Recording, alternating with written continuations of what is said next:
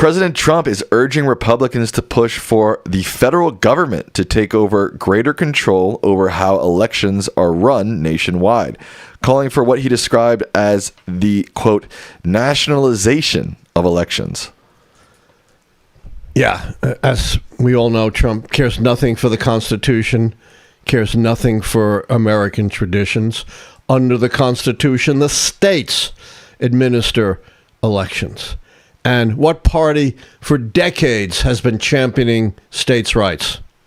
GOP. The GOP has been, right out front identifying as the party of states' rights. But as I point out in my book, which is right behind us, that's all been a facade. They've never cared a whit about states' rights. They just want to impose their agenda, things like a national right to life amendment. They were, behind prohibition, which canceled the laws of at least a third of the states. So they don't give a whit about states' rights, even though they profess to be this party of states' rights. And if anyone still thought there was any truth to that, this latest idea of nationalizing elections ought to put that to rest. But we also know Trump cares nothing about the Constitution, which leaves the administration of elections to the states. But it does have a role for the federal government, Sam. But is that a role for the president? Congress, I'm assuming. Congress. It's very specific. Congress can, in fact, make laws regarding elections and has done so, most famously, the Voting Rights Act of 1964. The only role for the executive is enforcing, taking care to see that the laws are faithfully executed. Beyond that, the president has zero role in controlling elections. What Trump is doing is against what he and his party have been professing for decades and is contrary to the Constitution of the United States. There is no such thing under our Constitution, and I notice Trump doesn't care, of a federal president nationalizing elections. That is anti-American. You can go all the way back to the framers and American traditions, as well as the American Constitution, which conservatives supposedly, respect according to the literal meaning of the words in the Constitution.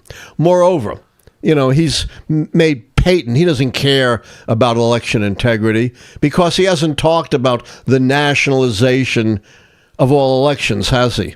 He's talked about some 15 places, not the whole country. I wonder what color those states usually go in presidential elections. Yes, and you can imagine, the mix between whites and minorities in those places. I heard Mike Johnson today talking about this and saying, he called out blue states in particular, and he said, well, something to the degree of, I think there's a lot of fraud going on in blue states, even though I don't have any evidence to prove that.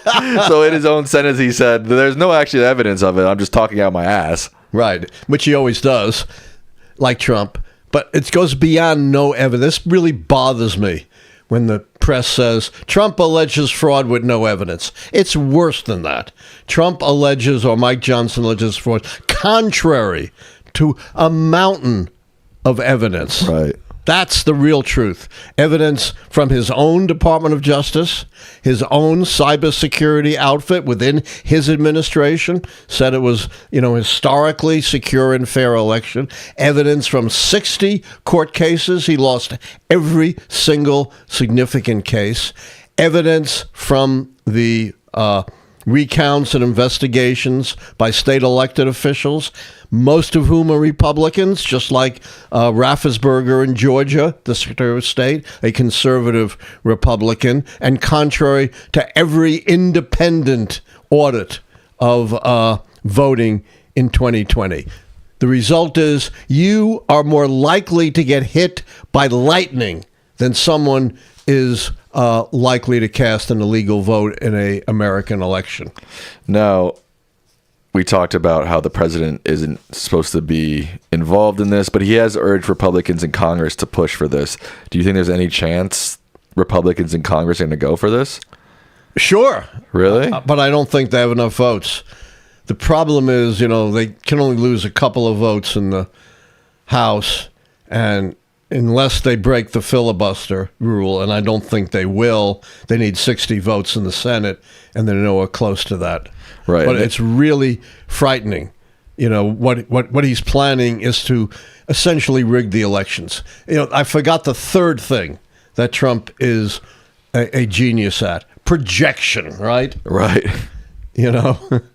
He is projecting his own attempt to fraudulently rig an election upon his political opponents who don't do that. Why didn't they do it in 2024? Did they somehow forget? Did they somehow, we have a conscience, we're not going to do it again? What a pile of nonsense. Apparently John Thune has already dismissed this notion. And they would have to get Thune is a traditionalist, at least, a bit of it.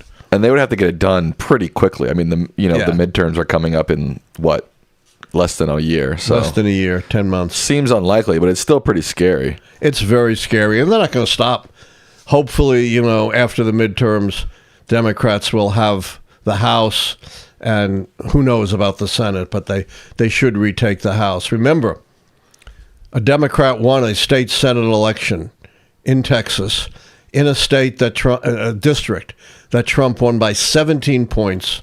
The Democrat won by something around 14, a 30 to 31 point swing. That's unheard of.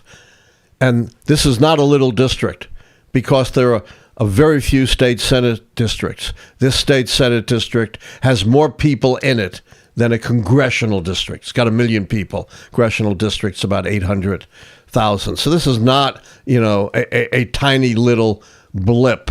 I'm not saying it portends the Democrats making a comeback in Texas, but what this may mean, if there's some validity to it, is the Republicans may have made a huge mistake in gerrymandering Texas, because they may have shaved those new Republican districts a bit too finely, +5 or so. That may not be enough for a Republican to win those districts, based on what we know from the off year and special elections. Thanks for watching our video, and don't forget to like, subscribe, and become a member today.